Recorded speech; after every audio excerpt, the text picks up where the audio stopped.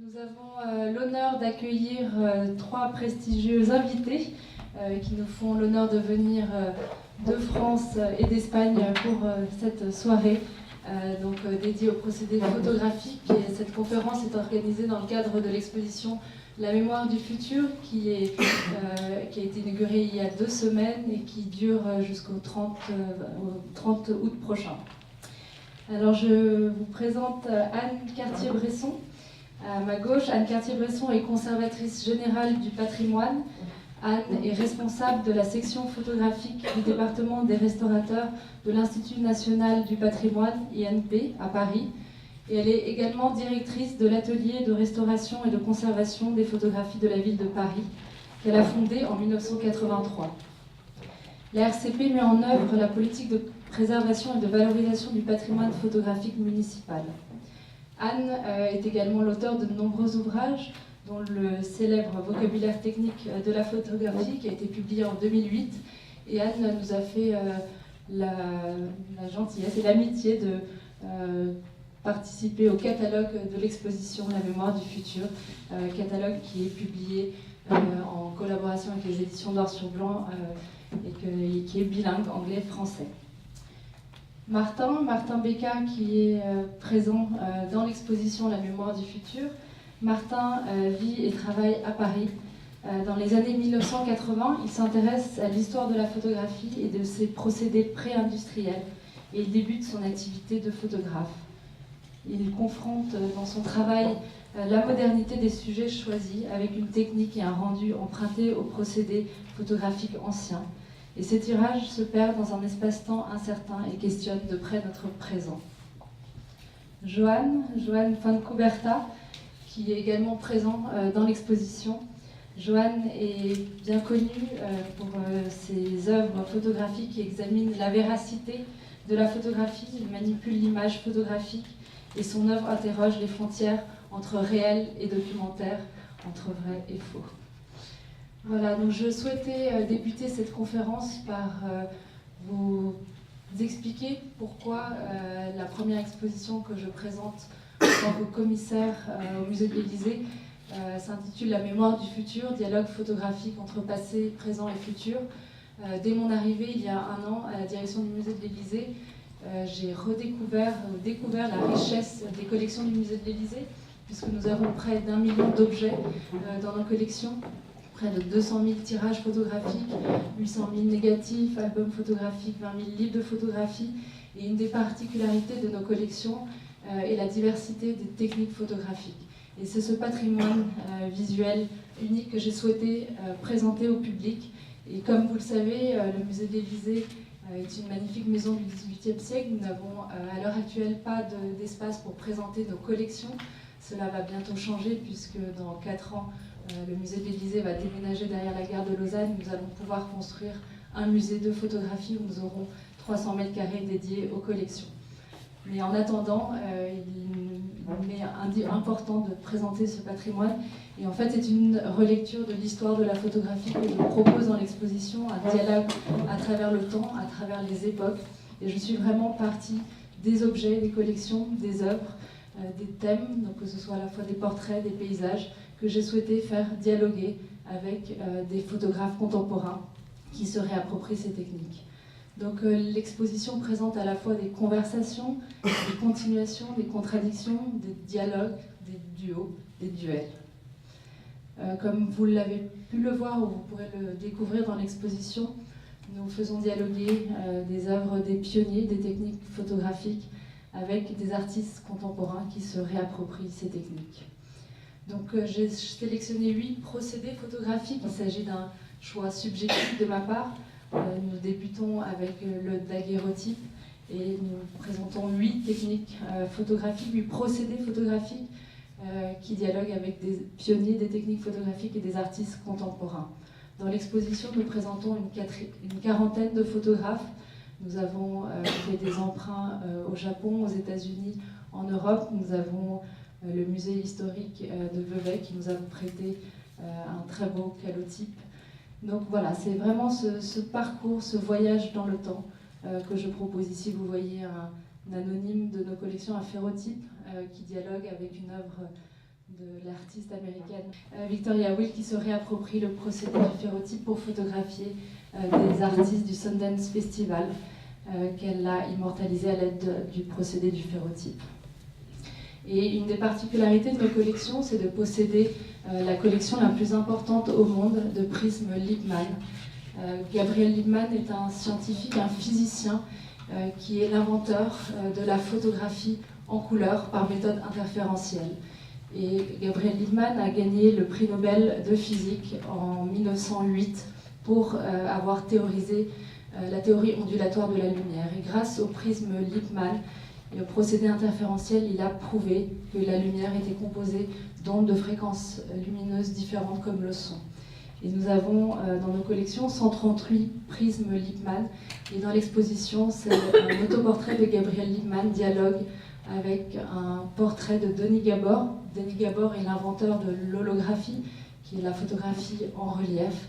Et Denis Gabor, en 1971, donc quasiment un peu moins de 100 ans après Gabriel Liebmann, va également recevoir le prix Nobel de physique pour l'invention de cette invention technologique, cette nouvelle qui est quasiment grâce à l'invention de la photographie en relief. Et c'est rare dans un musée de photographie de présenter de l'holographie. Nous faisons dialoguer ce portrait avec une œuvre de l'artiste américain James Turrell, que vous voyez ici. Ici, nous avons effectivement un polyptyque de Martin Beka. Martin Beka a travaillé à Paris et a ici immortalisé le parc Citroën à l'aide du procédé du calotype qui dialogue avec une œuvre de Gustave Le Gray. Une des missions du musée de l'Élysée est également de soutenir la création photographique, et nous avons invité l'artiste plasticien Loris Gréau à se servir des salles du musée comme d'une caméra obscura. Nous avons éteint les lumières pendant toute une journée et il a sélectionné 15 coordonnées géographiques pour vraiment photographier l'âme du musée. Donc ici, nous proposons cette installation qui est comme un passage secret à travers le musée. Et ce papier photographique a été collé sur Diasec. La deuxième section de l'exposition propose une réflexion sur la mise en abîme de photographies iconiques par des photographes contemporains. Et effectivement, nous présentons l'installation dont va vous parler Joanne, qui rend hommage à la première photographie de l'histoire de la photographie de Nicéphore Niepce. Et Joanne a googlé sur le moteur de recherche Google le mot photo, photo P-H-O-T-O et photo F-O-T-O, pour justement recomposer cette première image universelle. Nous présentons également le premier autoportrait de l'histoire de la photographie de Robert Cornelius. Ce facsimilé dialogue avec le travail d'Oscar Munoz. Oscar Munoz qui, à l'aide de miroirs, rend hommage à ce premier autoportrait, ce premier selfie, on dirait, aujourd'hui. Et une des missions du musée de l'Élysée est également de conserver, de préserver, de valoriser, mais également d'innover. Et je pense qu'une des grandes forces de Lausanne est d'être à la fois un grand pôle artistique, mais aussi un pôle technologique avec l'École polytechnique fédérale de Lausanne. Et nous présentons dans l'exposition une nouvelle technique de numérisation en 3 dimensions qui, paradoxalement, grâce à une technique de dématérialisation, va nous permettre de montrer la matérialité de la photographie et montrer que la photographie n'est pas uniquement quelque chose de plat, mais est avant tout un objet. Voilà, et je passe maintenant la parole à Anne, qui va vous parler des procédés photographiques. Merci. Merci beaucoup Tatiana. D'abord, je voulais dire à quel point je suis heureuse d'être avec vous ce soir. Ce parcours dans l'exposition que nous venons de faire avec Tatiana, pour moi, est un peu comment dire, c'est vraiment un plaisir, c'est un plaisir de l'œil, c'est un plaisir esthétique, c'est pas seulement une démarche qui est une démarche de compréhension des objets. Je vais m'excuser parce que moi j'ai un métier qui est très très terre à terre. Je m'occupe des collections photographiques sur le plan de la conservation et de leur restauration, de leur présentation. Et donc je suis particulièrement sensible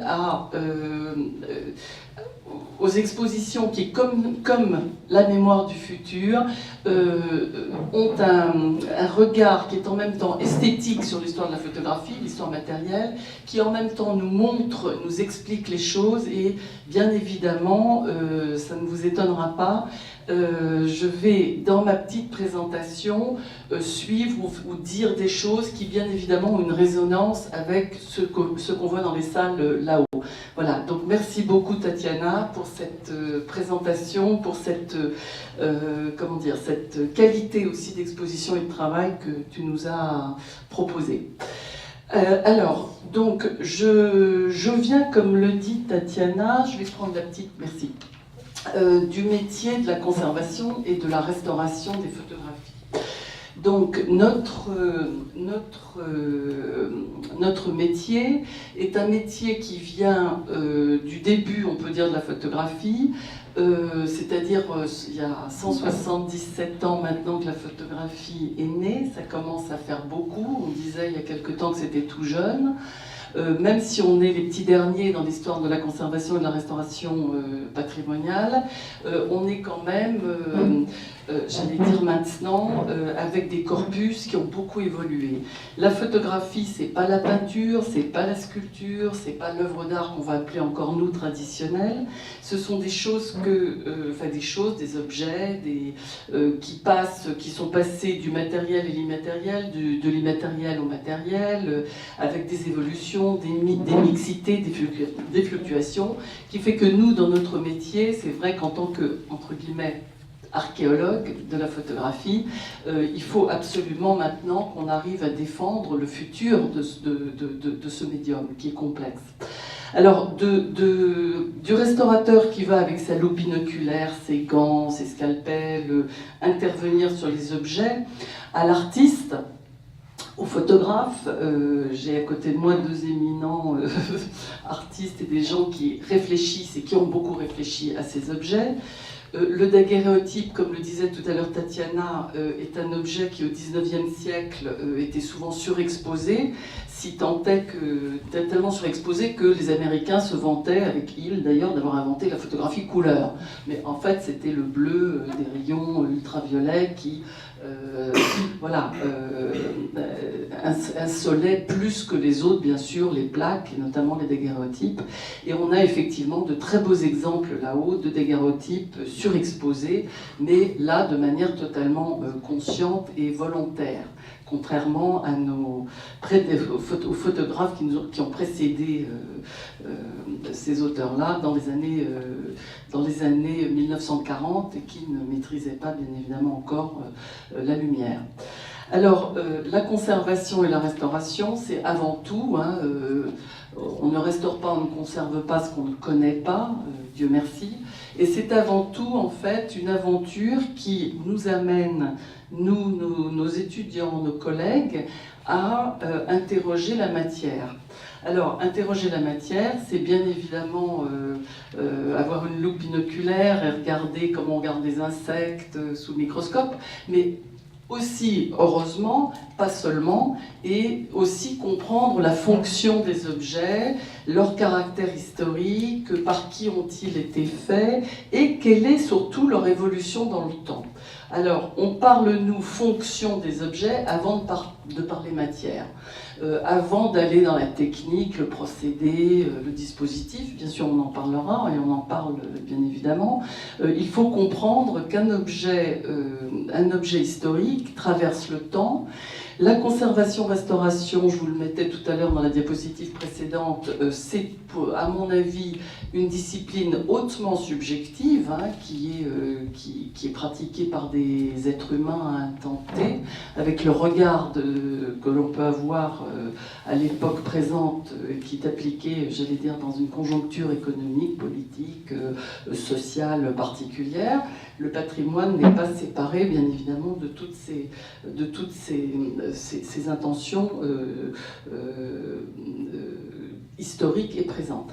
Alors, c'est vrai que des objets comme ceux que vous avez devant les yeux, on peut parler d'un même objet avec plusieurs regards. Un objet photographique qui traverse le temps. Quand il a été créé, on voit là des films nitrates décomposés. qui sont dans des archives, rien ne nous empêche, heureusement, et rien n'empêche les archéologues, les ethnographes, les artistes de revisiter ces archives et de s'en saisir pour leur propre but du moment. Donc la réactualisation de l'archive est quelque chose qui est vraiment très importante. Rendons les archives vivantes. Et la fonction d'un objet historique, bien évidemment, n'est pas forcément la même que celle de l'objet tel qu'on le conçoit, on l'expose et on le montre aujourd'hui. Alors, la spécificité de la photographie, bien sûr, et là, je reviens à la présentation de Tatiana précédemment, la photographie, effectivement, a toujours été un objet de reproduction, de diffusion et de réinterprétation, dès le début d'ailleurs, dès les années 1840. Alors là, je reprends une diapositive qui montre ce qu'on pourrait appeler la fortune critique de la première image conservée au monde à Houston, qui est ce fameux point de vue de la fenêtre du Gras, de Niepce. Et bien évidemment, cette image, elle a eu et elle a des significations différentes à travers le temps. Et là, je parle de l'image et non plus de l'objet. On l'a connue pendant très longtemps à travers les livres d'histoire de la photographie, comme vous avez là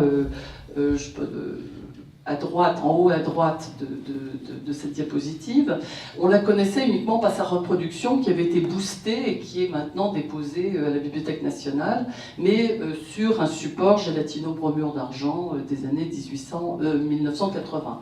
Alors ensuite, les artistes s'en sont saisis, on en fait autre chose, le fameux Googlegram dont Johan va parler certainement tout à l'heure, ou peut-être tout à l'heure, qui en fait quelque chose et qui transcende en fait l'image dans un hommage à Niepce, mais qui transcende l'image historique, et bien évidemment les digital scores de Müller-Paul que vous avez également à l'étage du dessus dans cette exposition, qui aussi a une autre signification et qui devient un autre objet matériel, même s'il s'appuie sur la même image de départ.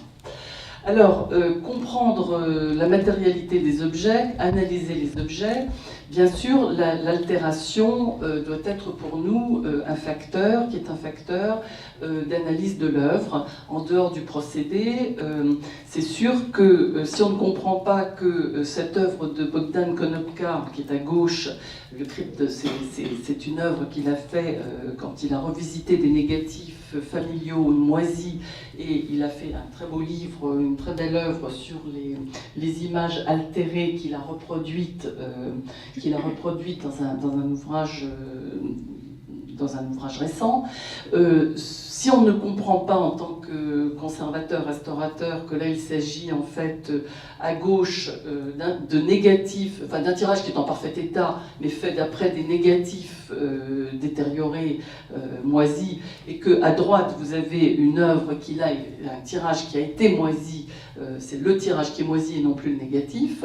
Il faudrait en fait, hélas le négatif est inaccessible, d'ailleurs on n'a plus accès au négatif original, mais ce jeu de la photographie qui va très souvent, qui est un multiple, qui va du négatif au tirage et aux diverses générations de tirage, est un petit peu ce que le restaurateur de photographie doit faire quand il caractérise, quand il doit caractériser, authentifier les œuvres. Alors, le vocabulaire technique de la photographie, tout simplement, nous a servi à ça, c'est-à-dire proposer un langage commun aux divers acteurs, aux divers métiers de la photographie, et qui doit être un pont et un consensus, en fait, pour parler d'un même objet avec le même vocabulaire. Donc c'est tout, ça a l'air tout simple, mais en fait en photographie on n'avait pas cet outil. Alors qu'en peinture, en sculpture, on l'avait depuis longtemps. Quand on va au Louvre, ça fait très très longtemps qu'on a des cartels qui nous expliquent en fait la nature des peintures ou des sculptures ou que vous avez en exposition. En photographie, c'est très très très flou, fluide. Si on est photographe, on va prendre une terminologie. Si on est artiste, peut-être une autre. Si on est restaurateur, une autre. Si on est historien, peut-être une autre. Voilà.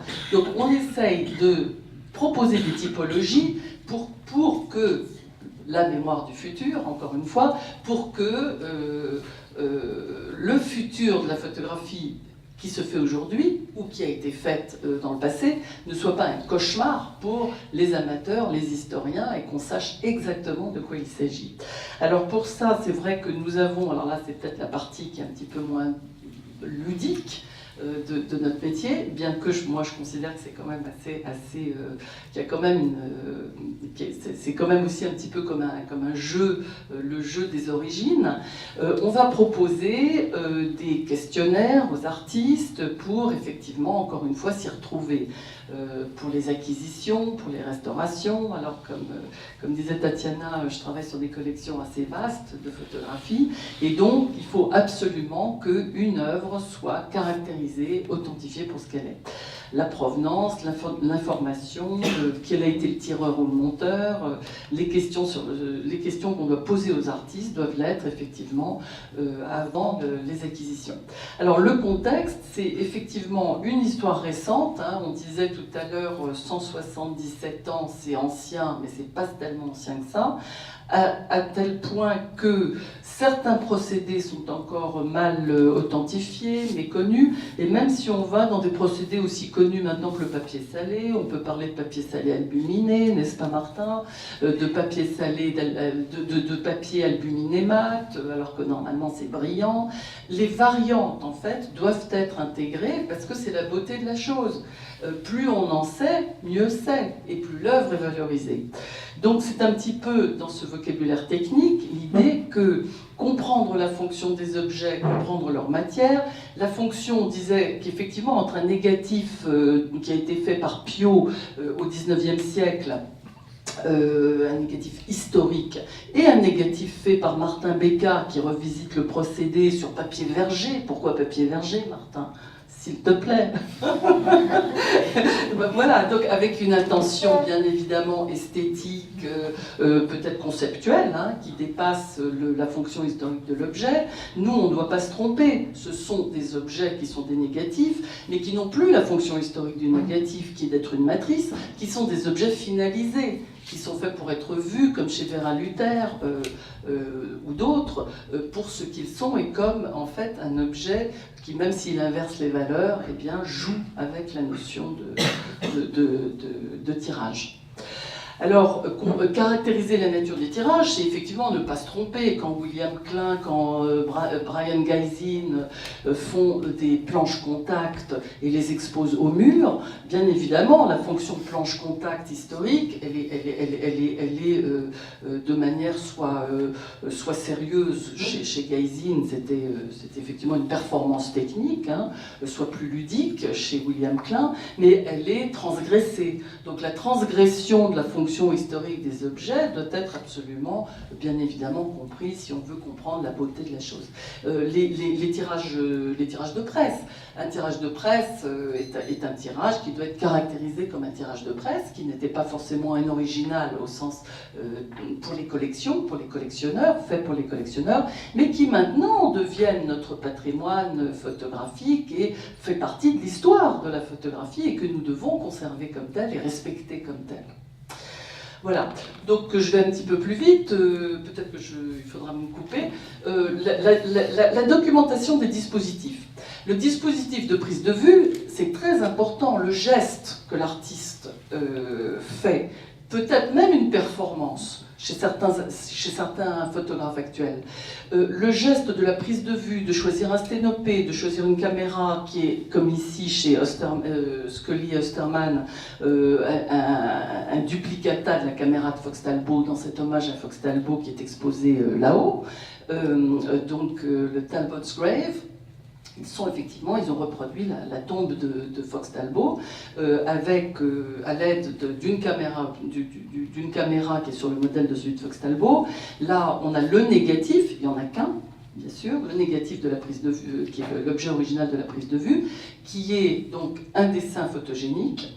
Et ensuite, que les artistes ont dupliqué, ont tiré, donc avec divers stabilisateurs, à l'iode, au bromure de potassium, au sel de cuisine, comme le faisait Fox-Talbot à l'époque. Et ici, il y a une variante qui est intéressante parce que par le biais du Polaroid, on documente l'altération dans le temps d'une des typologies de ces tirages. Voilà. Donc, libre à l'artiste de se saisir, bien évidemment, de ces dispositifs historiques et d'en faire ce qu'il veut. Par contre, nous, c'est important qu'on le sache, qu'on comprenne, voilà, qu'on le décrive correctement. Ici, on a Yann Patterson, au Jardin du Luxembourg, qui, avec son petit sténopée, il a l'air de rien, il fait celui qui pense à autre chose, mais il est en train de prendre, effectivement, son négatif. Et au musée Carnavalet, on a exposé à gauche ce qu'on a appelé un sténopée. C'est pas un sténopée, c'est un tirage au gélatino-bromure d'argent, fait d'après un négatif pris au sténopée. Voilà. Mais c'est pour dire que la précision, quand même, est intéressante pour nous tous, pour comprendre ces objets. Là, on a une prise de vue sans appareil. Là, bien évidemment, si on ne sait pas, on ne comprend pas cet objet, photographie de Konopka. C'est sur du papier périmé, avec des révélateurs périmés. On bascule là dans une photographie expérimentale où, en fait, il s'amuse avec la matérialité de la photographie, le vieillissement aussi de l'objet. Et là, il est en train, effectivement, de recomposer pour nous, sur la moquette du bureau d'accueil de la RCP, sa banderole photographie. Là aussi, effectivement, la matérialité de l'objet, on pourrait dire que c'est un papier au gélatino-bromure d'argent, mais ça ne suffit pas. C'est le dispositif là qui pour lui est important et doit être documenté. Alors la matière des images, on y revient. Là aussi, le petit jeu de l'image, Wegman, bien évidemment, quand on voit que c'est un tirage jet d'encre, c'est une impression numérique jet d'encre sur papier fine art, bien sûr, mais en fait c'est après un Polaroid. Voilà, donc c'est le jeu de la photographie, tout ça qui fait que, avec beaucoup de choses très différentes, on peut obtenir beaucoup de choses très différentes, faire des croisements, croiser l'analogique, le numérique, revenir, etc. Voilà, et c'est ce qui fait que on vient on a eu un coup de fil il y a, je vais terminer là-dessus, on a eu un coup de fil, enfin presque, on a eu un coup de fil. Récemment d'un conservateur de la bibliothèque Forney à Paris qui nous a dit « Oh là là, j'ai découvert un procédé formidable, ça s'appelle l'uranotype ». Et puis il y en a d'autres, c'est des cartes postales du début du siècle, c'est l'oranotype. Allô, allô, qu'est-ce que c'est, dites-nous, etc. Alors on les regarde, et en fait c'est très très joli, c'est toute une collection d'un amateur qui a acheté toutes ces cartes postales, et en fait l'uranotype et l'oranotype, ce sont des tirages au gélatino-chlorure d'argent développés par contact, les fameux papiers Gaslight, industriellement parlant, parce que c'était des cartes postales, et c'était vendu pour les touristes, et bien on coloriait à la main, et probablement avec des virages au sel d'or ou au sel d'urane, voilà. Ce qui n'est pas le procédé au sel d'urane de Debré-Bisson, 1854. Mais c'est, encore une fois, la terminologie, là aussi, est assez intéressante. Alors l'authentification, bien sûr, les faux. Alors on n'est pas là pour faire des faux, on est là, nous, pour faire des copies à but patrimonial, qui peuvent être des facsimilés. On est là pour identifier les faux, si on le peut. J'étais très déçue un jour, parce que je pensais qu'à la Société française de photographie, il y avait un Fox-Talbot. J'ai voulu l'emprunter pour une exposition, et en fait, quand je vais voir, qu'est-ce que je vois? C'est une simili. C'est une simili, hyper bien faite, des années 80. Donc le faux, effectivement, existe en photographie. Et là, le faux existe en photographie, n'est-ce pas Joanne. Et bien évidemment, je trouve ce très bel ouvrage sur la falsification, dont j'espère que tu vas nous parler, autrement je te poserai la question dessus, nous remet en perspective sur le fait que nous devons tous, artistes, conservateurs, restaurateurs, travailler ensemble pour comprendre ces objets, parce qu'autrement les gens comme Joanne Foncouberta vont nous rendre la vie très très difficile dans un siècle. Et je terminerai sur une image que j'adore, qui est cette Vera Fotografia de Mimo Giudice, où en fait on pourrait en fait s'interroger sur cet objet. Qu'est-ce que c'est que cet objet en noir et blanc? Est-ce que c'est une photographie couleur? Ça pourrait être une photographie couleur, hein, bien évidemment, où il aurait repris cette Vera photographie en bleu. Et en fait, c'est un tirage noir et blanc au gélatino-bromure en argent, où il a écrit, donc c'est un unicum, hein, c'est une œuvre unique, où il a écrit Vera photographie à la main, à l'encre bleue. Voilà, je vous remercie.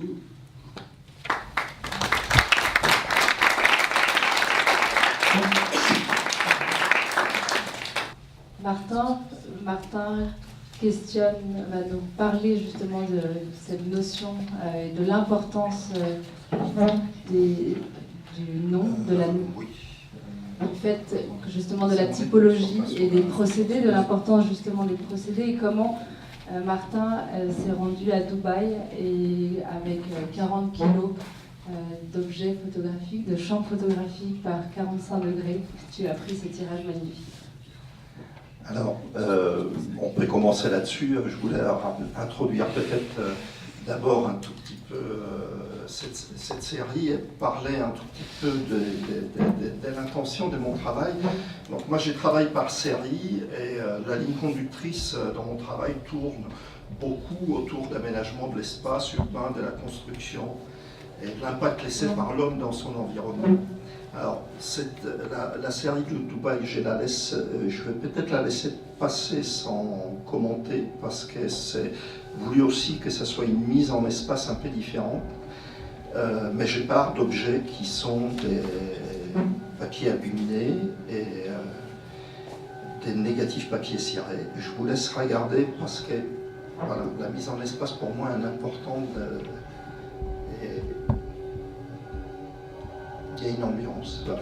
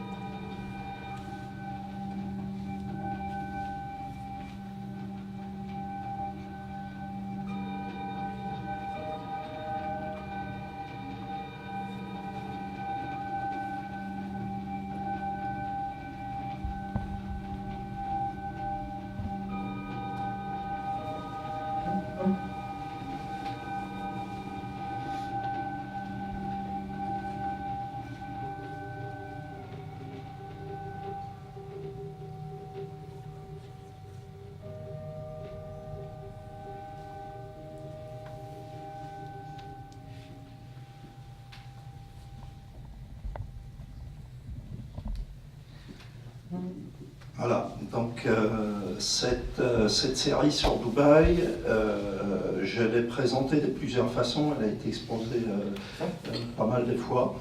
Et en fait, ce qui m'a intéressé à un moment, c'est de trouver aussi une mise en espace qui soit décalée. Et ces travails, ces regards sur Dubaï, moi j'ai voulu que ça soit, c'est une ville absolument cliché, qu'on voit un peu partout, dans des photographies en couleur, dans des pubs, dans des clips publicitaires. Et moi, ce qui m'intéressait en l'occurrence, c'est d'avoir un regard qui s'interroge un tout petit peu sur cette ville, sur l'essence, et surtout essayer d'aborder mon sujet comme si je le regardais déjà d'ailleurs, d'un futur un peu lointain, et faire une espèce de curieux aller-retour dans l'espace-temps. Pour la montrer plutôt comme une stratification, comme un espèce d'objet archéologique qu'on serait en train de découvrir. Alors, bien évidemment, j'ai travaillé en négatif papier ciré, j'ai des temps d'exposition qui sont relativement longs, et cela m'amène aussi à obtenir des images qui se construisent par stratification du temps.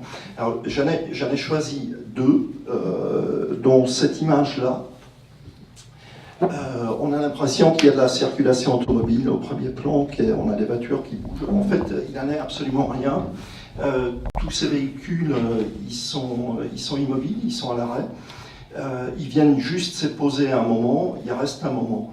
Et en fait, cette scène-là, elle n'a jamais existé, puisque c'est un entassement, c'est une stratification des petits courts espace-temps. Il a fallu poser à peu près une demi-heure pour obtenir cette photographie. Donc il y a eu plusieurs personnes qui sont venues chercher tout simplement des cigarettes dans le magasin qui est à droite de l'image et qu'on ne voit pas. Et les véhicules se sont arrêtés, ont laissé des fantômes et l'image s'est construite peu à peu. Dans cette stratification d'image, il y a aussi celle-ci où on voit venir des gens se poser sur ce prémontoire qui est pas loin d'ici, qui est à Montreux, pardon. Excusez-moi, j'ai eu un petit doute. Là, à nouveau, on a des voyageurs du temps, puisqu'ils viennent se poser comme sur une soucoupe volante. Ils restent un petit moment, ils repartent, il y a des fantômes qui restent, il y a des fantômes plus ou moins forts. Et là, une fois de plus, j'ai réutilisé ces papiers très structurés dont Anne parlait tout à l'heure. Et là, c'était avec une intention un peu différente de la série que j'avais fait sur Paris. Parce que dans cette série-là, ce qui m'a intéressé, c'est dans ces paysages qui sont assez magnifiques, aller rechercher un peu des interstices du temps et aussi faire un clin d'œil par rapport à la reproduction de la photographie, puisque toute une partie du 19e siècle où la photographie existe déjà, on est encore totalement incapable d'avoir des systèmes d'impression pour illustrer des revues avec de la photographie. Et on trouve quantité des revues où on a des gravures sur bois qui sont marquées d'après photographie. Je trouvais ça toujours très fascinant d'avoir une photographie pour refaire une gravure derrière. Et donc cette structure des papiers m'a fait penser beaucoup à ces bois gravés. Donc j'ai voulu introduire ça aussi dans ces sujets où j'étais en train d'explorer un peu les interstices d'un paysage, c'est-à-dire que je montrais pas mal des lieux qu'on ne regarde jamais, qu'on ne voit jamais, et qui vient comme ça s'introduire un peu dans un paysage qui, au bout du lac, est une carte postale magnifique, c'est des paysages superbes, mais bon, j'avais envie de les montrer un peu différemment. Alors cette stratification du temps, elle ne se produit pas systématiquement, puisque sur cette image-là, on a quantité d'instants superposés qui sont là aussi, mais en fait ils sont trop rapides, donc tout ce qui est vivant a disparu de cette image-là. On a la 8 voies, 2 x 8 voies qui relie Dubaï à Abu Dhabi, qui est une route qui est particulièrement chargée, presque toujours embouteillée, et sur laquelle il n'y a pas une seule image. Il n'y a pas une seule voiture, hormis les véhicules qui stationnent sur les côtés qui n'ont pas bougé. Donc ça m'a failli,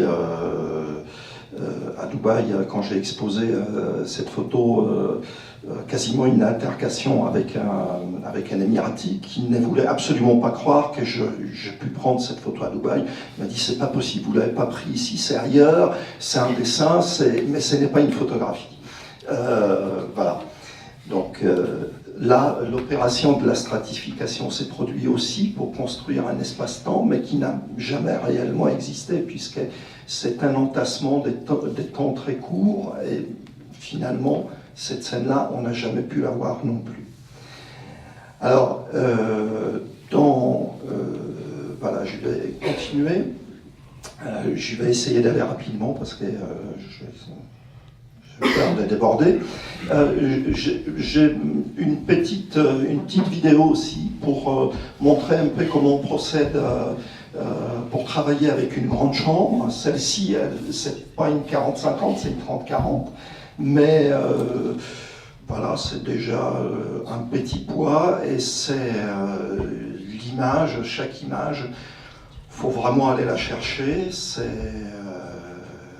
Il y a tout le travail de la fabrication de mon négatif qui se passe auparavant. Là, je suis à la période la plus ludique, qui est celle de la prise de vue, mais qui... dans certains terrains, parfois c'est un exploit sportif. Donc voilà, j'ai fait ma mise au point sur les dépolis, je la remplace par les châssis dans lesquels est le négatif. Et puis voilà, l'image est exposée, il faut les temps de pause qui peuvent atteindre une demi-heure, voire plus. Et puis on a l'image qu'on rentre et qu'il faut développer, surtout sous les climats comme Dubaï. On va peut-être arrêter les temps parce que c'est reparti.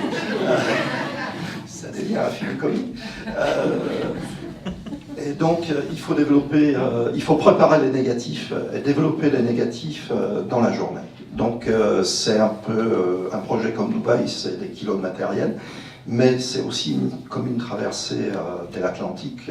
On fait comme les navigateurs. Les matins, on prépare les négatifs. On dort une petite demi-heure, le temps que ça sèche. On fait des photos. Et puis, juste derrière, qu'on a fait la prise de vue, il faut développer. Les temps de développement peuvent être parfois très longs. Ça peut prendre plusieurs heures. Donc dans ce cas-là, on s'installe un fauteuil, on met les téléphones portables qui sonnent tous les quarts d'heure, on se lève, on agite la cuvette, on jette un coup d'œil et puis on se rendort. Je vous assure qu'au bout des 5 semaines, on est lessivé. Voilà.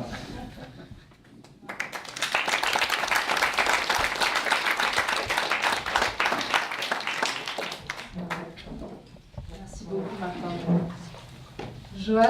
Joanne vient de recevoir le prix du meilleur livre photographique espagnol de l'année, prix décerné par Photo España en 2016 pour son ouvrage récent dit Trauma Deutung, ouvrage édité par la Fondation Maria Cristina Mazaveu Peterson à Madrid. Donc, félicitations, Joanne.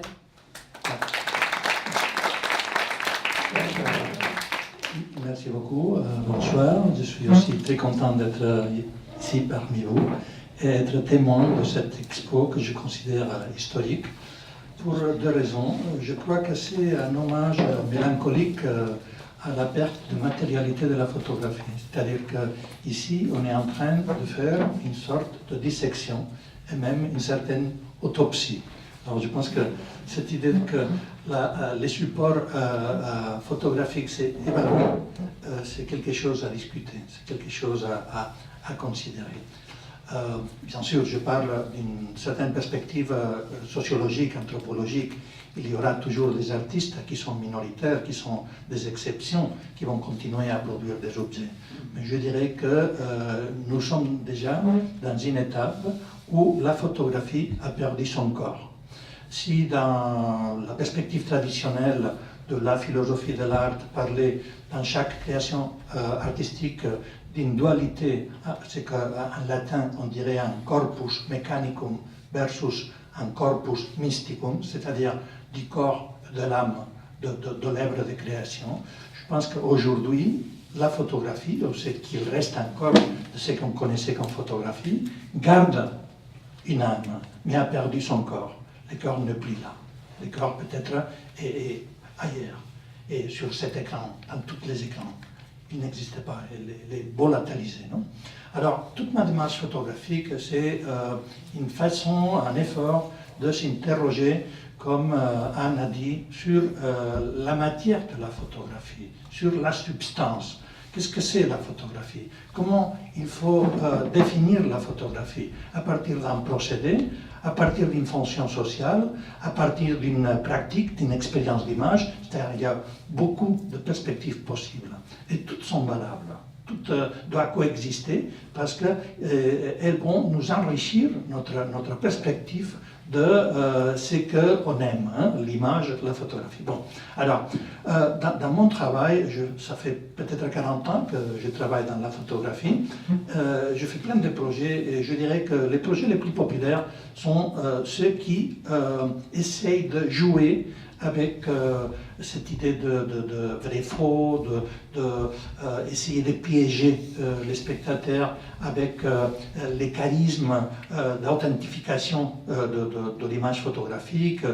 J'essaye de confronter les limites de ce qui est les documents, les témoignages photographiques, etc. Mais aussi, je fais plein de projets moins connus sur, disons, ce qu'on pourrait appeler les degrés zéro de l'écriture photographique. Alors, je vais vous présenter 3 projets très rapidement, parce qu'on n'a pas beaucoup de temps, sur cette idée. Alors, Gastropoda. J'invite, tous les projets ont un début, une origine un peu biographique. J'habite en campagne et dans une région très humide. J'ai une maison avec un jardin et il y a la boîte aux lettres à la porte. Alors, quand il y a les facteurs qui viennent livrer les lettres, si je suis en voyage comme maintenant, à cause de l'humidité, il y a les escargots qui arrivent tout de suite, ils mangent les papiers, ils mangent les lettres. Aujourd'hui, quelle sorte de lettres on reçoit? Pas des lettres importantes, on reçoit des factures, bon, je m'en fiche. On reçoit de cartons d'invitation, surtout des cartons d'invitation. Moi, je suis photographe, alors je reçois beaucoup d'invitations de copains photographes, de musées, etc. Alors, au début, j'étais un peu emmerdé que les escargots venaient sur mon boîte aux lettres, manger mes lettres. Mais finalement, j'ai compris que c'était, si vous voulez, une sorte de destin divin pour m'aider à penser sur la substance photographique, parce qu'alors j'ai commencé à réfléchir et j'ai demandé aux escargots de suivre et de manger avec toute la voracité possible les papiers, parce que ça serait une façon de les transformer en des esclaves de l'esthétique, d'une nouvelle esthétique photographique. C'est-à-dire que j'ai commencé à travailler sur cette idée de, en faisant une blague, slow food, c'est-à-dire pas fast food, mais slow food. Manger tranquillement et arriver, par exemple, ça c'est une image d'Eugene Smith, je ne sais pas si vous la reconnaissez, une expo. Alors, c'est ça qui reste après l'action des escargots. Ou ça c'est, je ne me rappelle pas, c'est un photographe britannique qui fait le reportage. Bon.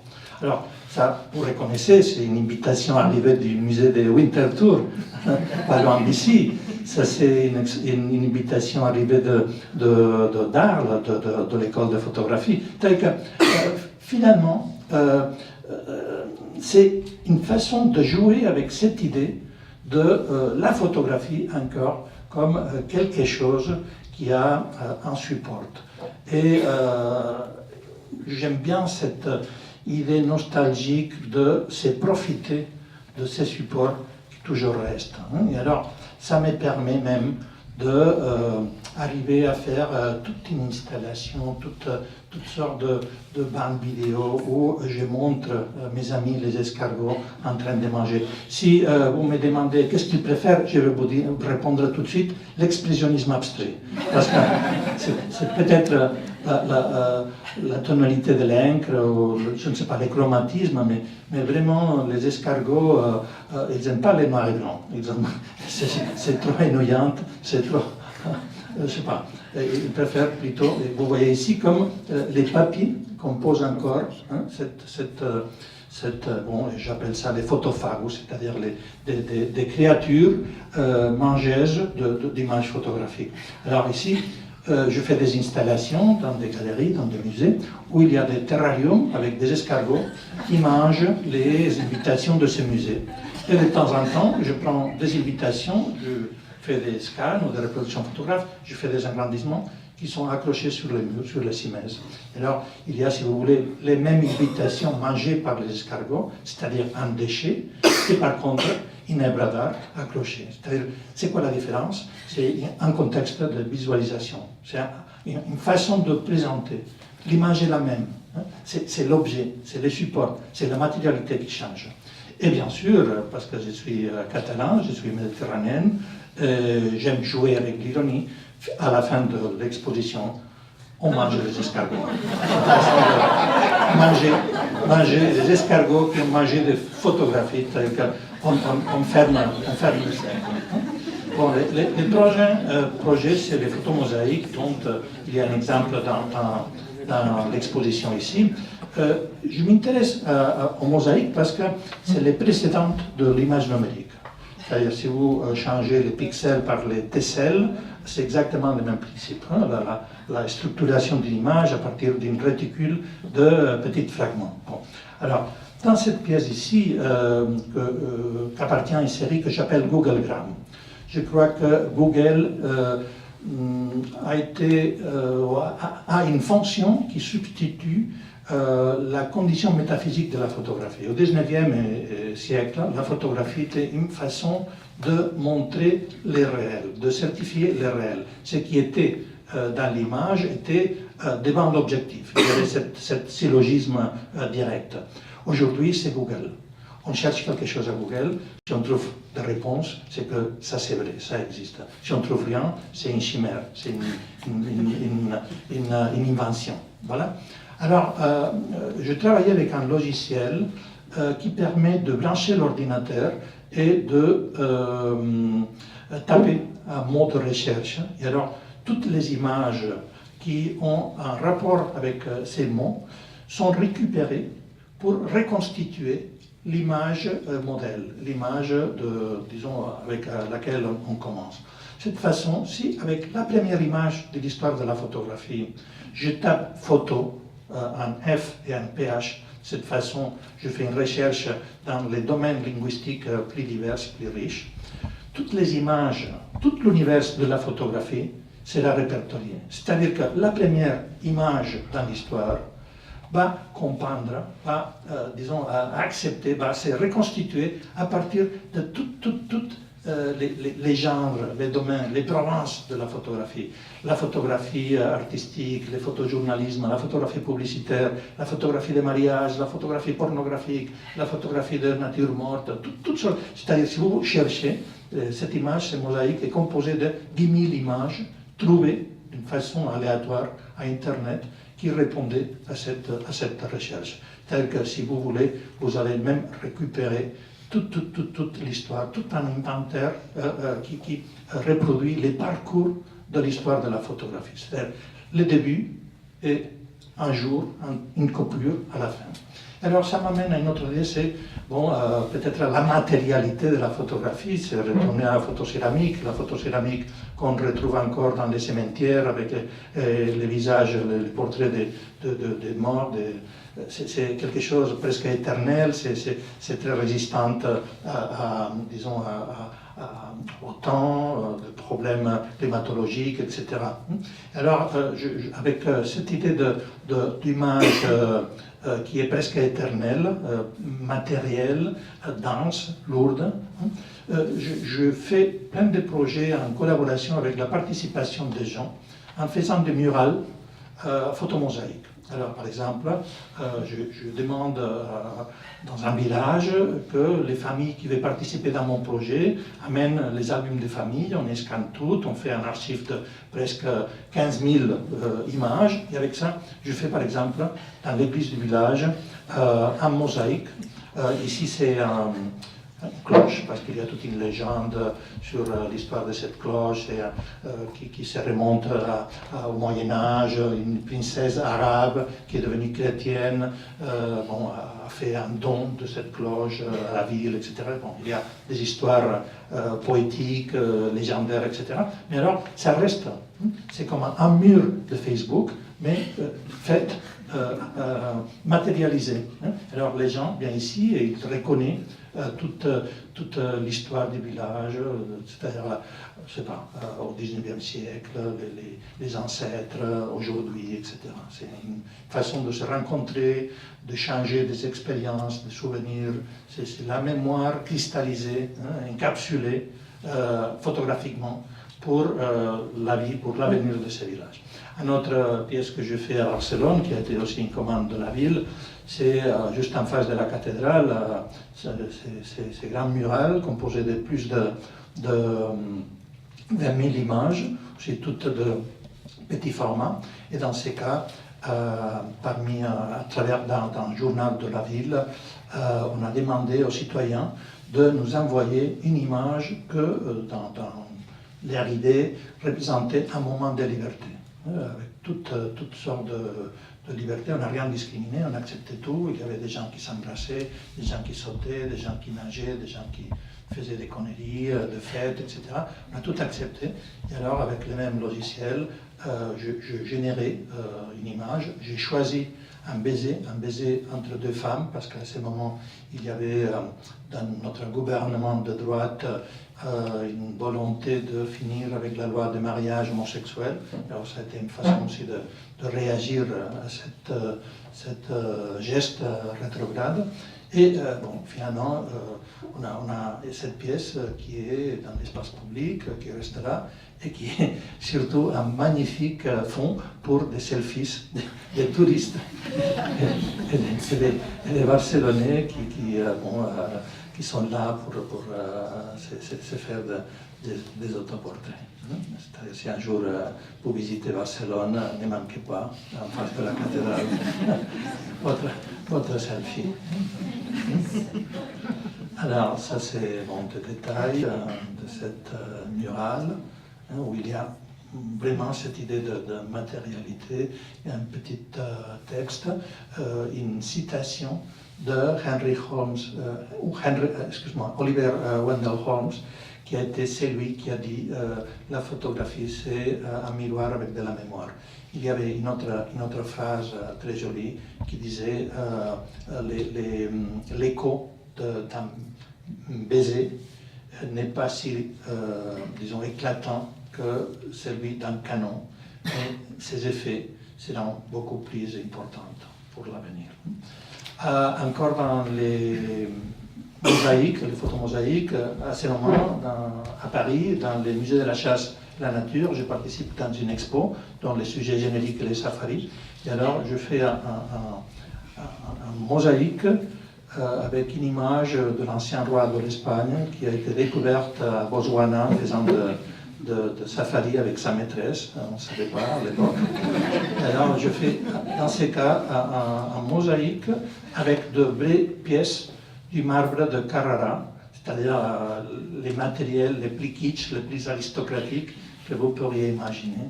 Et ça, c'est pas de la photo sur les marbres, c'est des pièces, des tesselles de marbre qu'on peut distribuer dans 10 densités de tonalité du blanc-noir comme un système de zones, mais manuel, fait d'une façon très traditionnelle. Non? Et alors, je composais une image avec de mèmes qui sont parus dans Internet en faisant de la blague avec cette situation du roi de l'Espagne. Et finalement, je vais finir avec le livre qui a été déjà évoqué, Trauma, où les seuls textes que vous y trouverez, c'est sur la couverture. Et la couverture est une reproduction de la première édition de Freud, l'interprétation du rêve, dit Traumdeutung. Mais je manipule ça et ce n'est pas Traumdeutung, mais Traumadeutung. Alors, c'est un ensemble d'images que j'ai trouvées dans des archives en Espagne, mais avec ce que j'appelle des images malades, des images avec des pathologies, des images avec des perturbations, c'est-à-dire des images qui souffrent, des images souffrantes, pas des images de la souffrance, mais des images qui souffrent elles-mêmes, parce qu'elles ont des problèmes, par exemple des oxydations, des champignons, des problèmes, disons, dans la matière de l'image, et que, d'une façon paradoxale, ces perturbations évitent que l'information pour laquelle cette image habite dans l'archive résulte fonctionnelle. C'est-à-dire que l'effet de, par exemple, un portrait, mais le portrait disparu. Et par contre, il n'y a que les restes. C'est comme les cancers, parfois, d'une orchidée, qui produit cette fleur magnifique. Et alors, c'est un livre, un peu comme un objet. De temps en temps, il y a des pages, comme, je ne sais pas, quand vous êtes blessé, que vous recouvrez la blessure avec, je ne sais pas comment on dit ça en français, une arassa, qui fait transparence, et qui reprend un peu les vestiges, les sons, les éléments de l'image qui a été transférée. C'est-à-dire qu'il y a toute une sensualité, une texture, un travail avec les matériaux. Voilà. Et avec ça, je vais finir. Je pense que c'est assez. C'est-à-dire que ce sont des essais visuels sur cette perte un peu nostalgique de matérialité dans la photographie. Je crois qu'en perdant la matérialité du support, la photographie est condamnée aussi à perdre sa condition magique, sa condition de fétiche. Et je pense que ça, c'est quelque chose sur lequel les fabricants d'images, nous devons réfléchir. Merci. Merci beaucoup, Joël. Je suppose que vous avez tous beaucoup de questions. Je souhaiterais commencer le débat par poser une question à vous trois. Mais peut-être commençons par Anne sur la notion et la question du statut de l'œuvre photographique. Nous avons vu des exemples très variés. Et peut-être Anne, tu peux nous parler de ce sujet. Le statut, alors, le statut, c'est une question qui est assez difficile, parce que le statut, pour moi, il n'y a pas la photographie.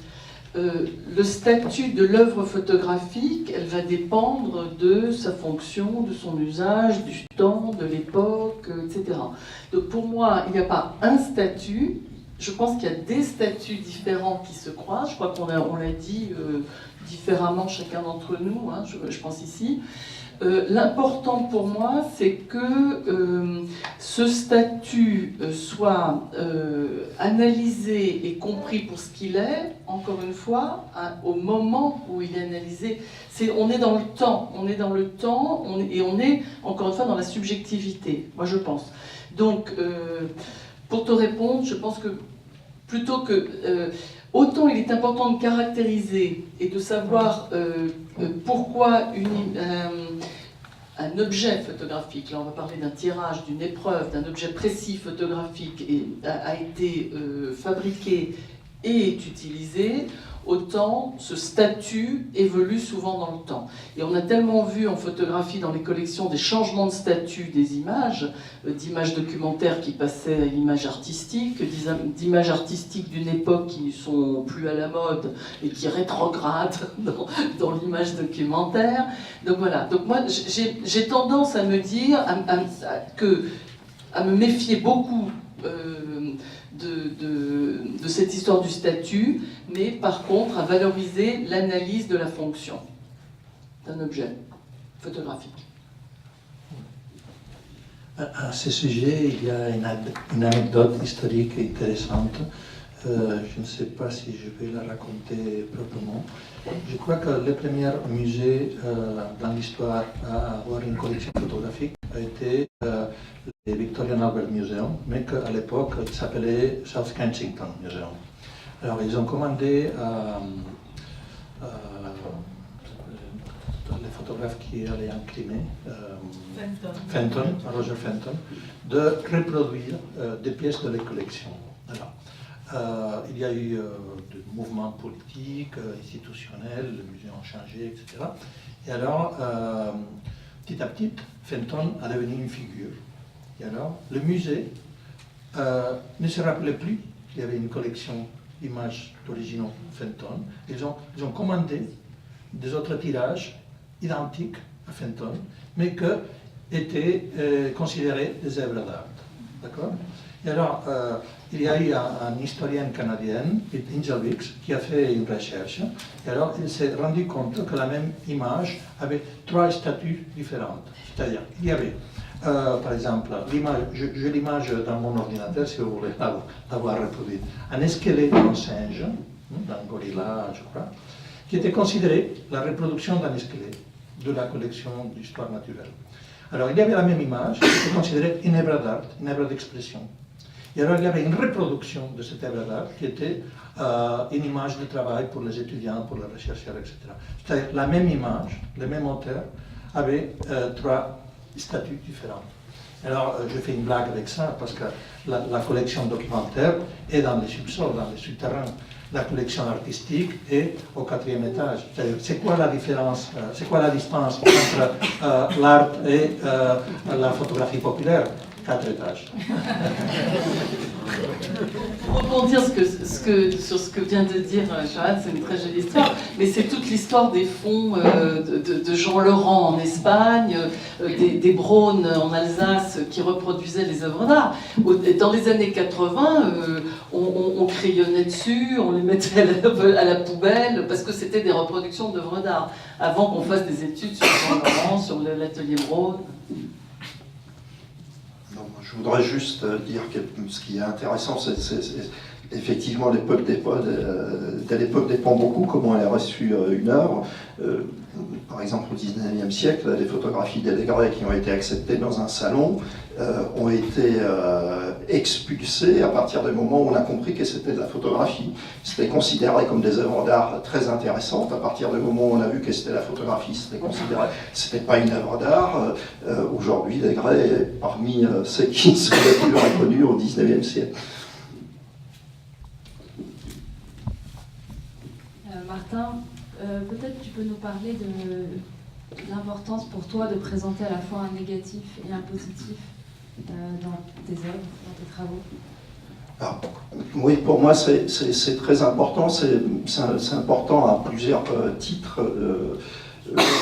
D'une part, on est entré dans une époque où les concepts même du négatif est devenu pour beaucoup de gens quelque chose de complètement abstrait, parce qu'on a toute une génération qui maintenant a fonctionné avec le numérique et le négatif. Qu'est-ce que c'est un négatif numérique? C'est un long débat. Mais je veux dire, dans la photographie traditionnelle, ça existe, dans la photographie argentique, ça existe. Et pour moi, en fait, mon intérêt pour les travaux en négatif papier, c'est l'objet lui-même, parce que parfois je me dis que je pourrais presque m'arrêter au négatif. Est-ce que c'est vraiment nécessaire de faire un tirage derrière? Voilà, c'est un objet particulier, et quand les deux existent, je trouve que c'est intéressant d'en montrer quelques-uns.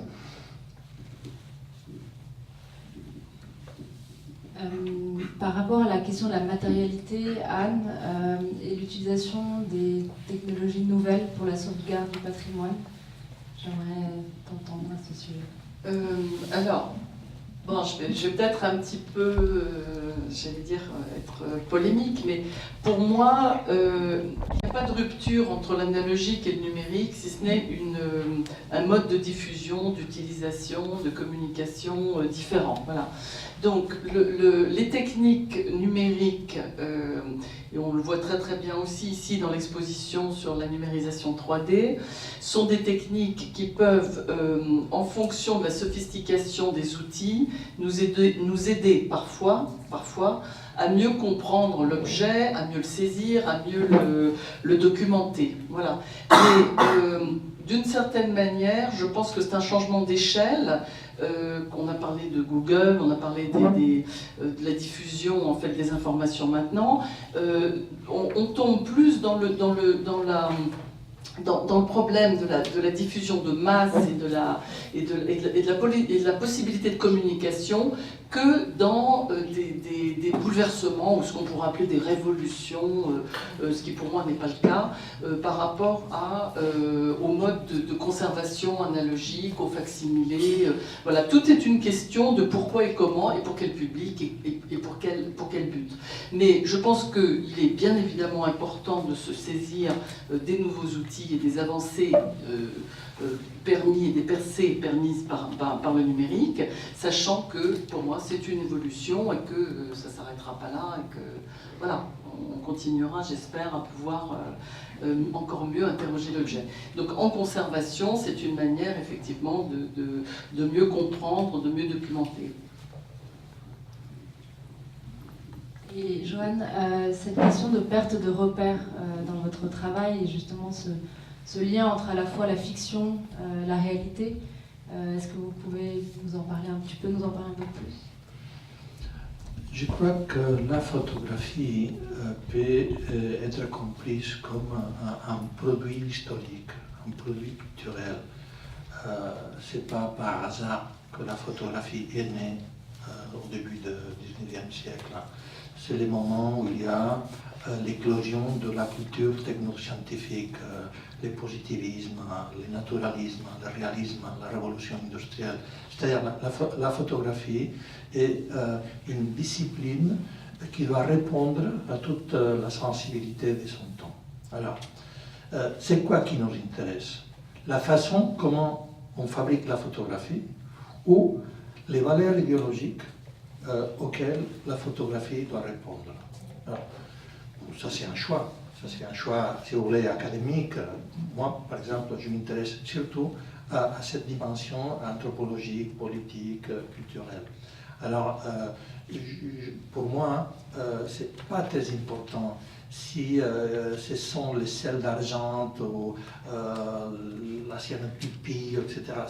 Bon, ce sont des choses intéressantes, mais l'important, c'est que la lecture de l'image photographique produit une réception, un impact sur le spectateur qui est particulier, différente de la peinture, différente des images traditionnelles.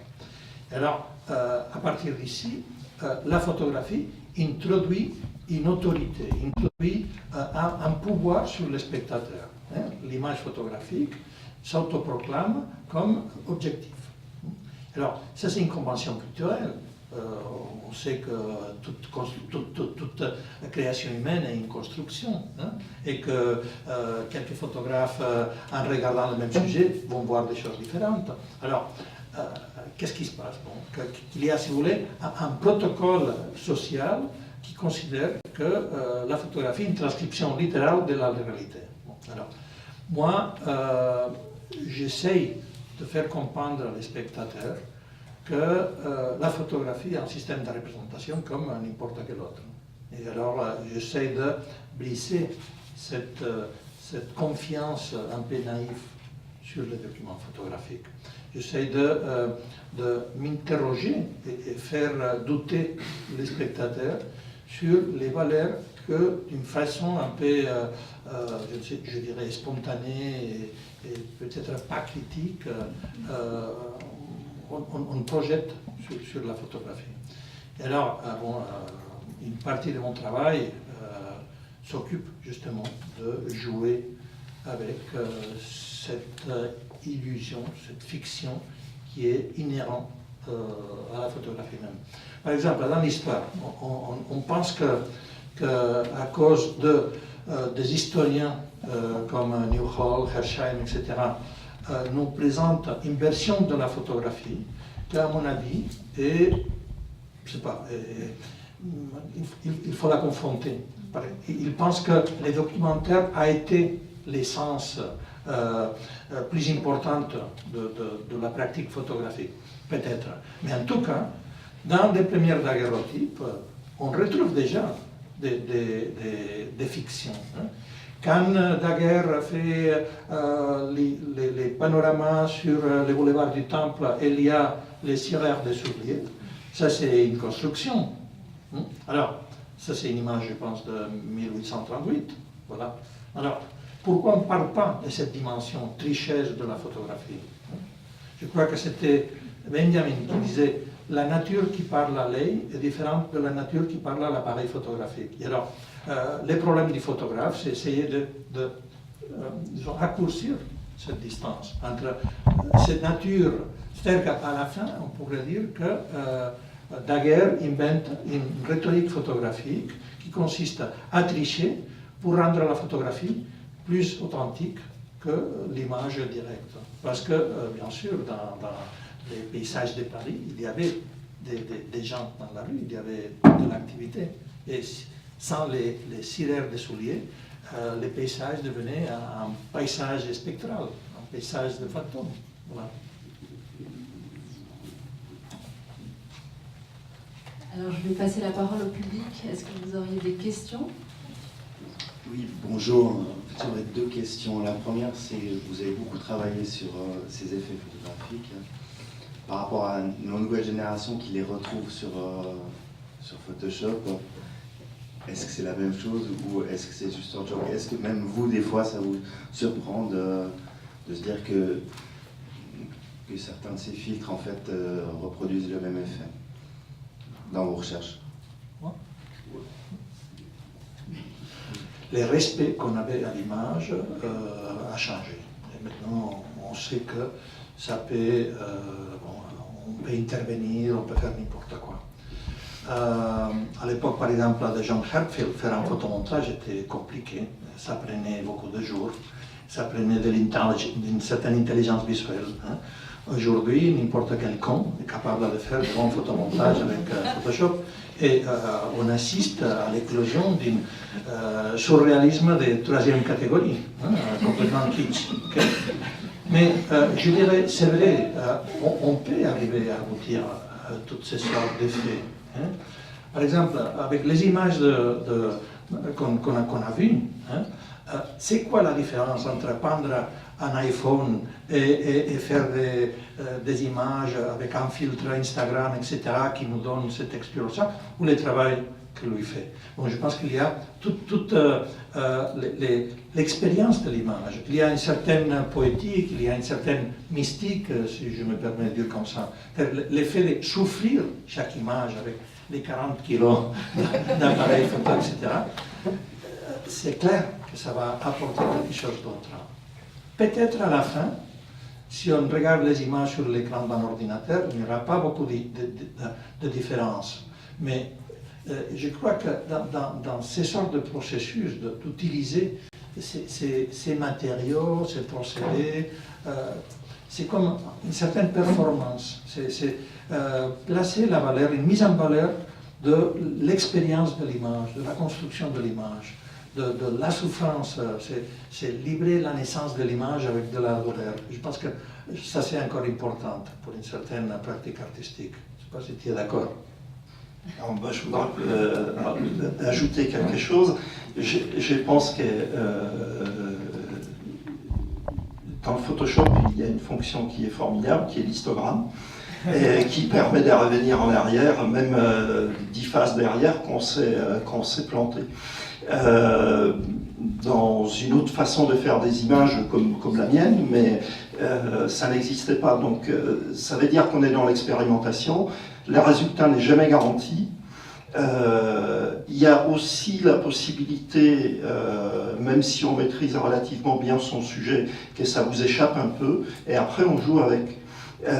Ou bien la dérive elle est intéressante, ou bien c'est la poubelle. Voilà.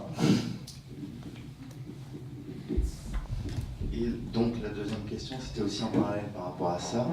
Tout à l'heure, vous parliez justement de ces 4 étages au niveau de la photo argentique de l'époque. Aujourd'hui, on est dans une autre époque finalement où on n'a plus vraiment de support, on ne touche pas vraiment notre photo numérique. Mais sur Internet, donc ces 4 étages, si je comprends bien, en fait, en bas, on aurait Facebook, toutes ces applications où on perd tous nos droits.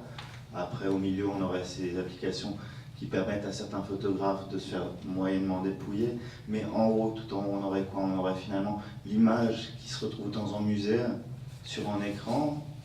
Ou quel serait le haut en termes de support numérique, comme vous le voyez par rapport à ce que vous disiez tout à l'heure? Bon, Anne a dit qu'elle ne voit pas une différence entre la photographie argentique et la photographie numérique, parce qu'il y a eu peut-être une évolution. Non, c'est pas ça. Une évolution très lente. Hein. Mais je dirais que, par exemple, dans l'évolution biologique, il y a eu aussi une évolution lente. Hein. Mais à un certain moment, les hominidés ont devenu des humains. Hein. C'est-à-dire que je ne sais pas à quel moment, mais à un certain, il y a eu des étapes. Hein. Je crois qu'avec les numériques, on se place dans une nouvelle situation. Parce que peut-être pas les procédés, mais surtout ce que j'appelais les valeurs idéologiques de l'image sont différentes. Par exemple, la photographie argentique a été basée sur une structure idéologique de vérité et mémoire, basiquement. Aujourd'hui, ce n'est plus ça. Aujourd'hui, on fait des photos, on envoie et on efface. Il n'y a plus jamais un devoir de mémoire. Peut-être c'est un choix. Peut-être je vais garder une image, mais ce n'est plus une obsession. C'est un choix que je fais librement. La plupart, je répète, je donne une perspective un peu sociologique. Il y aura des photographes qui sont minoritaires, qui sont marginaux, qui travaillent d'une façon différente. Mais je dis, l'usage commun de la photographie aujourd'hui a perdu cet horizon de vérité et de mémoire. Et alors, par exemple, il y a la connectivité, il y a les partages, il y a des valeurs différentes. Hein. Et j'ai beaucoup d'intérêt à regarder comment les jeunes, les adolescents utilisent la photographie, parce que ça sera la photographie de l'avenir. Alors, qu'est-ce qu'ils font les adolescents? Quelle sorte d'images ils produisent? Et qu'est-ce qu'ils font après avec ces images? Hein. Et alors, ça donne un panorama complètement différente. Je répète, ce n'est pas une question de technologie seulement, aussi, d'accord, c'est important. Je dirais que c'est la climatologie économique, culturelle, idéologique. On parle de l'hypermodernité, on parle de la massification d'images, de l'excès, de l'exacerbation de valeurs de la modernité. Peut-être tout cela a aussi configuré un nouveau paysage pour les images qu'on appelait photographiques. Alors, puisque Jeanne m'oblige à reprendre la parole, moi ce que je voulais dire, c'est que par rapport à votre sous-sol ou votre première ou deuxième ou quatrième étage, c'est jamais l'outil qui fait la qualité finale de l'œuvre. Hein, ça se saurait. Donc, que ça soit analogique, il y avait de très très mauvais photographes au XIXe siècle. Hein. J'espère. S'ils étaient tous bons, ça se saurait. Donc, c'est ni l'analogique ni le numérique qui va donner la qualité de l'œuvre. Par contre, c'est l'adéquation entre l'outil et l'intention de l'auteur. Donc, quand Martin Becca ou quand Johan reprennent, alors chacun de manière complètement différente, ils connaissent très bien l'histoire, ils connaissent très bien la matérialité des objets, voilà, ils s'appuient dessus et ils en font autre chose. Donc, pour être au quatrième étage, il faut un outil, bien sûr, maîtrisé, mais pas seulement un outil, c'est ça. Je n'ai pas grand-chose à ajouter.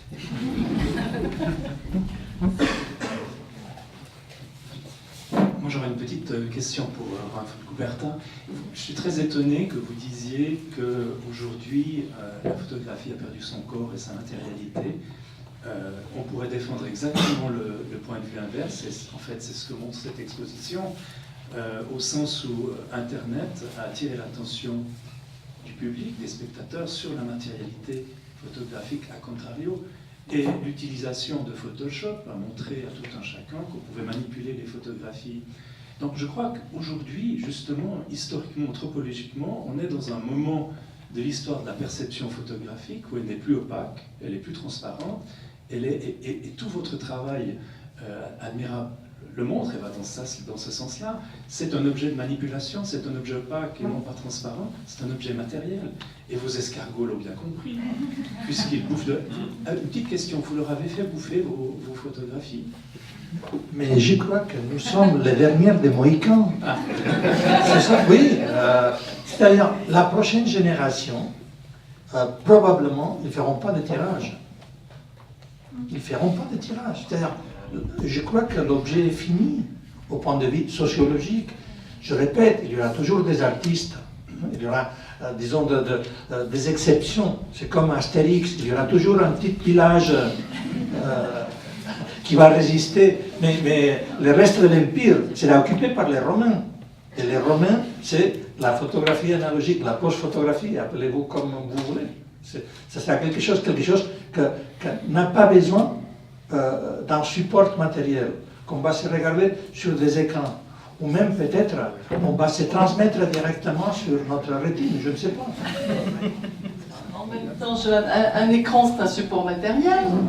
Je veux dire, on n'est quand même pas... Regarde dans le cinéma, quand les amateurs de cinéma râlent parce qu'on leur montre, au lieu de leur montrer des 16 mm, on leur montre des versions numérisées sans leur expliquer ce que c'est. Moi, mes élèves, ils travaillent maintenant sur la restauration des films de vidéo de Parreno, de Huyghe, d'artistes contemporains. Donc on a des diplômes maintenant de master sur des gens qui réfléchissent à comment restaurer dans les règles de l'art, déontologiquement parlant. Donc, pas réparer, hein, c'est pas les ingénieurs, c'est les restaurateurs qui commencent avec les historiens du médium à justement respecter la matérialité historique de chaque époque et aussi de notre époque tout de suite là actuelle, je pense. On n'est pas dans en fait, quand on dit l'immatériel, on se trompe. Et la photographie, elle a toujours été le faussaire. Les photographes étaient les meilleurs faussaires dès le début de la photographie. Ils ont toujours fait des choses pour faire semblant de faire autre chose. L'homme qui a vu l'homme, qui a vu l'homme, qui a vu l'homme. Donc ça, les photographes sont même ceux qui sont le plus...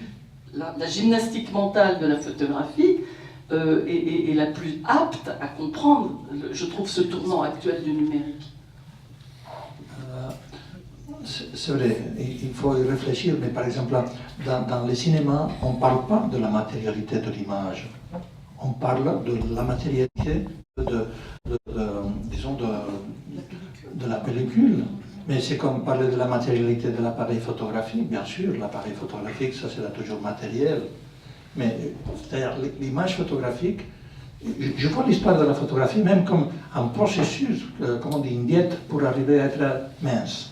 Comment on dit ça, pour maigrir. Hein? C'est-à-dire, on commence avec les daguerreotypes qui étaient gros, qui étaient lourds.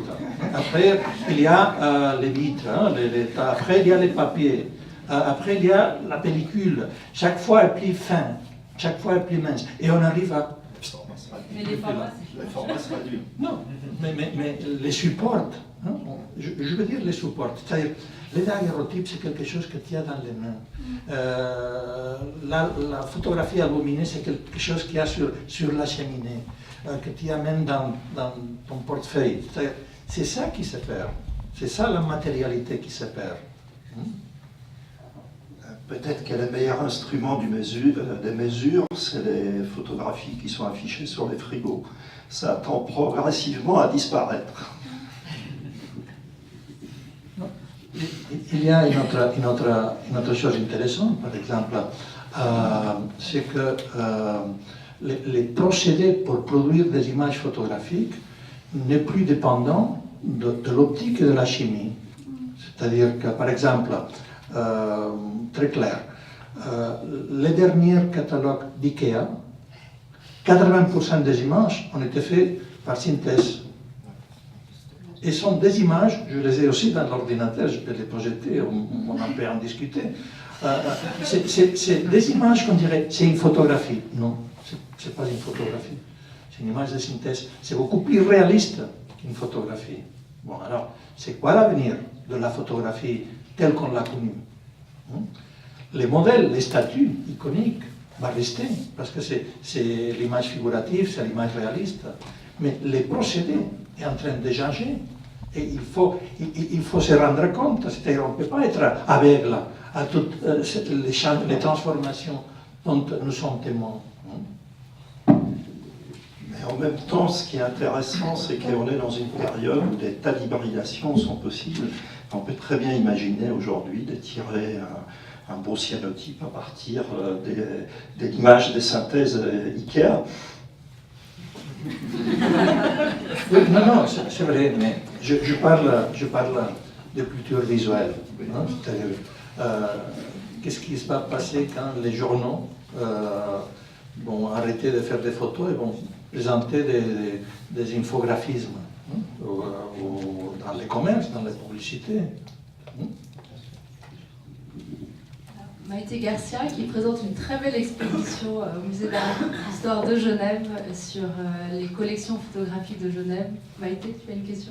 Oui, j'ai une question justement à Madame Cartier-Blanchon. J'en perds mes lunettes. Et qui concerne justement les moments difficiles pour les commissaires d'exposition, où s'arrête le cartel, enfin, que doit contenir le cartel. Parce que souvent, les informations ne sont pas forcément toujours très précises, on n'a pas forcément toujours un bon descriptif, justement, avec un bon vocabulaire pour décrire l'image. Et puis, où commence l'information et où doit-elle s'arrêter?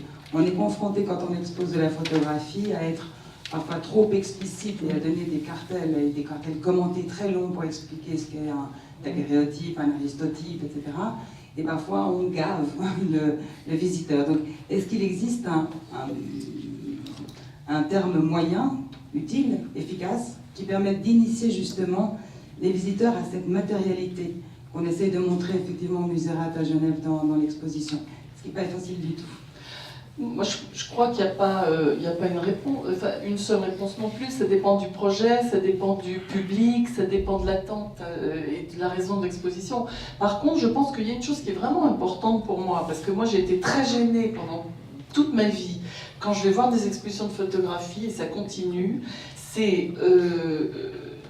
Je trouve que le minimum, c'est de donner les informations sur la matrice, la date de prise de vue de la matrice, du négatif, par exemple, et la date du tirage. Généralement, moi, je me retrouve dans des expositions où j'ai une date, donc on se dit que c'est la date du négatif, je ne sais pas quand le tirage a été fait, je ne sais pas vous voyez ce que je veux dire, quelle est la caractérisation donc, de l'objet que je regarde.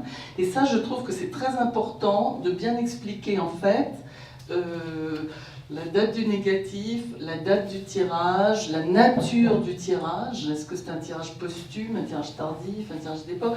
Moi, je trouve que c'est le minimum pour vraiment expliquer l'objet. Voilà.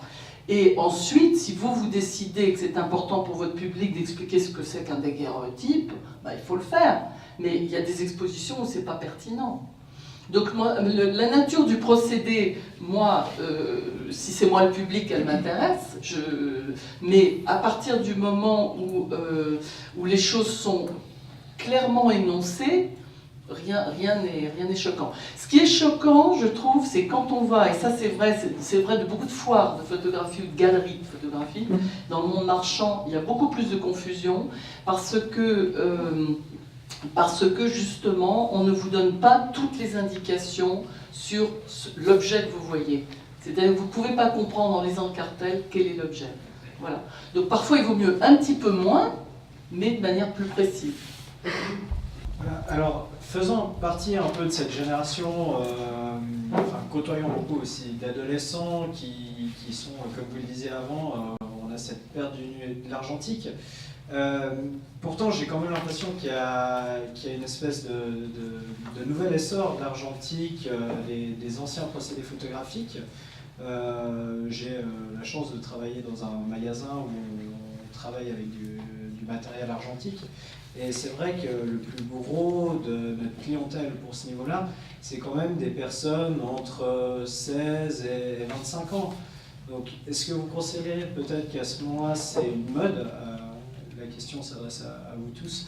Est-ce que vous pensez plutôt que ce soit une mode qui va s'essouffler ou est-ce que vous ne considériez pas que ça peut continuer à rester sur cette lancée-là Je ne sais pas, au point de vue statistique, qu'est-ce que cela représente. Hein? D'ailleurs, il faudrait avoir de vraies figures économiques sur qu'est-ce que ça représente au point de vue dans l'ensemble. Mais il y a une façon de comprendre qu'est-ce qui se passe. Un exemple très graphique. Okay? Au 19e siècle, pour voyager, on allait à cheval. Okay? Aujourd'hui, on prend la voiture. Est-ce que les chevaux sont disparus? Non, il y a encore des chevaux. Et on fait l'hippique. Mais c'est cher. Hein? Il y a des gens qui aiment beaucoup monter à cheval. Hein, l'hippique, etc. Mais c'est pas soutenable, c'est aristocratique, c'est cher. Hein, alors, par exemple, on me demande, qu'est-ce que vous pensez de la lomographie? Bon, c'est des gens qui aiment le fétichisme de ce système, et c'est très bien, j'ai rien à dire. Mais est-ce que ça c'est représentatif dans l'ensemble? Je ne crois pas. C'est vrai, il y a des gens qui, encore à l'école, font des tirages dans les labos, les cuvettes, etc. Mais, je répète, au point de vue statistique, qu'est-ce que cela représente dans l'ensemble mondial aujourd'hui? Je ne suis pas un prophète et je me trompe toujours, mais je dirais que l'avenir, c'est les numériques. Il y a toujours des artistes ou des exceptions, c'est tout à fait normal. Hein. Même sans les numériques, il y avait des artistes qui utilisaient les daguerreotypes. Hein. Et c'était parce qu'ils aimaient la pratique, parce qu'ils aimaient l'expérience, etc. Je me rappelle des portraits merveilleux de Chuck Close, les peintres hyper-réalistes. Qu'un jour, il a décidé d'expérimenter avec les daguerreotypes. Bon, parfait. Mais ce sont des expériences uniques. Ce n'est pas les systèmes hégémoniques. Hein. Ce n'est pas le mainstream. Hein. C'est des trucs très dans la périphérie. D'une certaine culture visuelle. Alors moi, j'ai un point de vue un peu différent là-dessus. Moi, je trouve qu'effectivement, on assiste depuis quelques années à un vrai intérêt, à un certain renouveau. On les voit moi, j'interviens par des workshops dans des écoles, et on voit effectivement une demande, un intérêt. Maintenant, le problème, c'est que c'est l'éternelle question. S'il n'y a pas d'offre, il n'y a pas de demande. Et s'il n'y a pas de demande, il n'y a pas d'offre. Et le drame, c'est que dans pas mal des lieux, on assiste soit les laboratoires ont été supprimés dans certaines écoles, donc il n'y a plus de lieux pour travailler. Et il y a aussi un certain nombre d'établissements où il y a des enseignants qui ne sont pas du tout intéressés par l'enseignement de la photographie argentique, par des procédés en particulier, tout simplement par l'argentique. Mais pour moi, je pense ça va subsister. Maintenant, la question, c'est jusqu'au quand est-ce qu'on aura du matériel pour travailler, jusqu'au quand subsistera la fabrication de papier photographique et des produits. Voilà. Mais moi, je trouve qu'il y a vraiment du monde qui s'intéresse à ça. Et ça m'est arrivé il n'y a pas longtemps, j'ai donné un workshop dans une école des Beaux-Arts, et j'ai eu des étudiants qui sont venus me voir me disant « Est-ce que vous allez donner un workshop sur la photographie noir et blanc ?» Parce qu'on voudrait en faire, et on a un enseignant qui manifestement ou bien n'est pas intéressé ou bien ne sait pas faire. Et donc on n'a pas réussi à obtenir de lui qui nous fasse des cours sur l'Argentine. Je confirme un petit peu ce que dit Martin, parce que c'est vrai que nous, on est aussi dans une position où il y a beaucoup de gens qui viennent nous voir, beaucoup de photographes qui viennent nous voir pour nous montrer beaucoup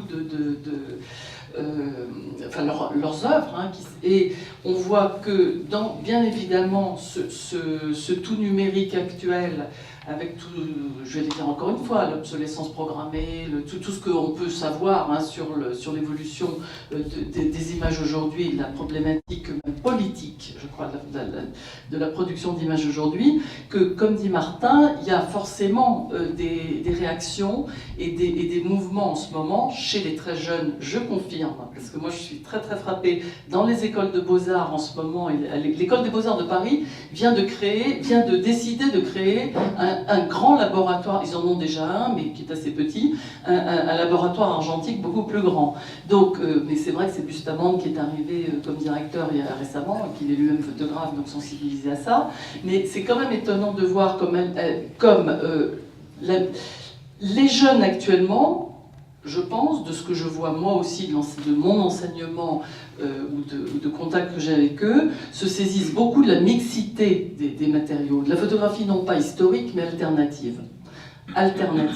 C'est-à-dire de la possibilité de travailler avec des matrices numériques, de faire des tirages argentiques et vice-versa. C'est la mixité qui est intéressante en ce moment. Ce grand mélange en fait, des possibilités qu'offre le numérique, qui fait de la photographie alternative, artisanale, une autre manière de faire de la photographie. Comme dit Johan, hein, ça sera pas c'est pas Facebook, c'est pas les millions c'est pas la clientèle majoritaire, mais je pense qu'elle se développe énormément en ce moment. Il y a des poches de résistance, on pourrait dire comme ça, ou de croisement d'intérêts. Et moi, je le vois effectivement ces dernières années grimper. Mais je crois que nous parlons de choses différentes. C'est-à-dire, pour la culture visuelle, les écoles d'art et les workshops sont insignifiants. C'est-à-dire, on parle de culture visuelle, ou on parle du milieu de l'art, qui est une petite province. C'est-à-dire, il y a des hippodromes, il y a des courses de chevaux toutes les semaines, mais pour aller à Genève, vous prendrez la voiture ou le train. C'est vrai ou pas? C'est ça, alors c'est ça. Pour aller à Genève, on prend la voiture. Déjà obsolète la voiture.